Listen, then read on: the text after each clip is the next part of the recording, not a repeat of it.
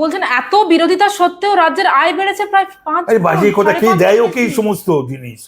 এগুলো কেন ওকে দেয়? এগুলো সমস্ত যা খুশি তাই বোঝালে হবে না।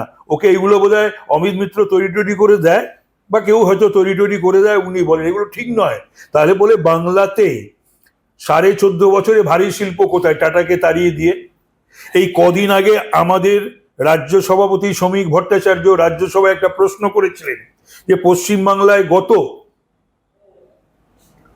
10 বছরই বোধহয়, কি যাই হোক 14 বছরেই কত শিল্প পশ্চিমবঙ্গ ছেড়েছে, বা শিল্পপতিরা বাংলা ছেড়েছে। সেই সংখ্যাটা 100-200 নয়, 1000-2000 নয়, 6688।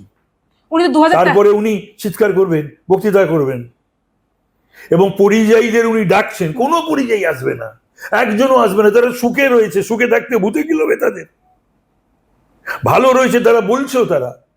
6688টা চলে গেছে। টাটাকে উনি তাড়িয়ে দিয়ে এবার কি হলো ওখানে? কি হলো ওখানে? শিল্প হলো না কৃষি হলো? উনি বলুন 14.5 বছরে উনি কি করেছে? এই জবাবগুলো কিন্তু বাংলার মানুষ চাইছে এবং চাইবে 26 ইলেকশনের আগে।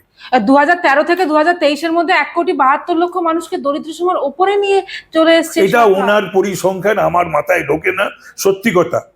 আমি হয়তো এগুলো বুঝি না, তাই 1,72,000-কে কোত্থেকে তুললো, কেন তুললো, কোত্থেকে উঠলো, এটা আমি জানি না। মানুষজন, গরিব মানুষজন, এবং এখনো গ্রাম বাংলায় গেলে পরে এখনো দেখা যায় যে মানুষজন, এবং এর বেশিরভাগই যে মানুষজন এখন যে এই যে চাল ব্যাপারটা, এটা তো কেন্দ্র সরকারের ব্যাপার। সমস্ত যে কৃতিত্ব উনি নেবেন, আর ব্যর্থতার দায় কেন্দ্র সরকার বা বিরোধী দলগুলোকে দেবেন।